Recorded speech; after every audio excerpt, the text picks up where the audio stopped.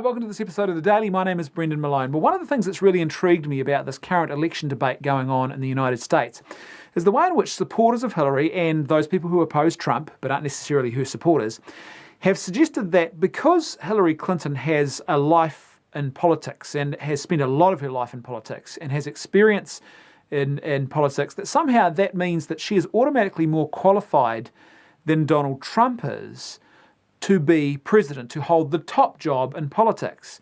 And because he hasn't had a life in politics, he hasn't served as an elected representative before, that somehow that means that he is less qualified for the presidency. The interesting thing is that's actually quite contrary to what we know about management theory now and what we know about leadership.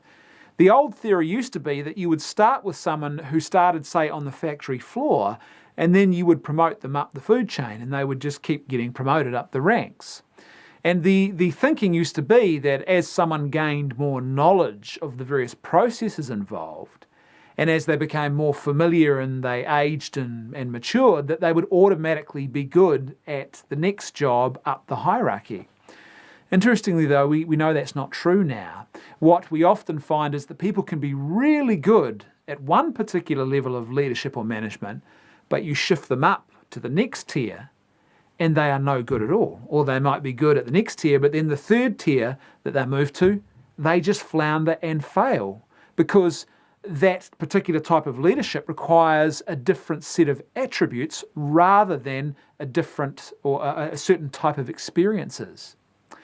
And I can't help but sense that we're making a huge mistake in politics, especially when you think about the fact that I think the majority of us would probably agree that especially when you talk about American politics, there is a lot of dysfunction in the system, and there has been for some years now.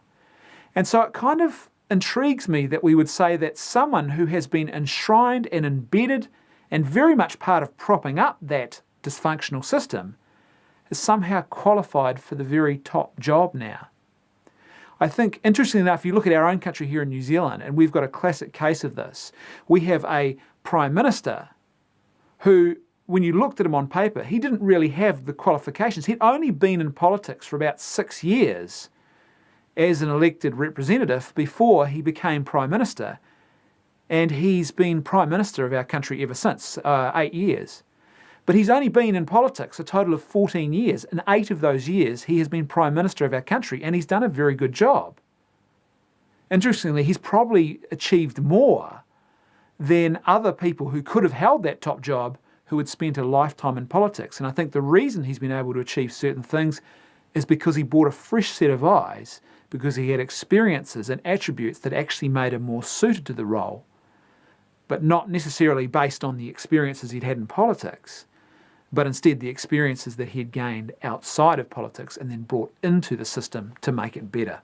Now, I'm not saying Trump is that candidate. Please hear me out. I'm not saying at all. There's plenty of reasons to question whether Trump is suitable or is going to do much better. But the point is that I don't think it is at all valid to be suggesting that Hillary Clinton is automatically the better candidate just because she has spent so many more years embedded in the political system. Thanks for watching. I'll see you tomorrow on The Daily.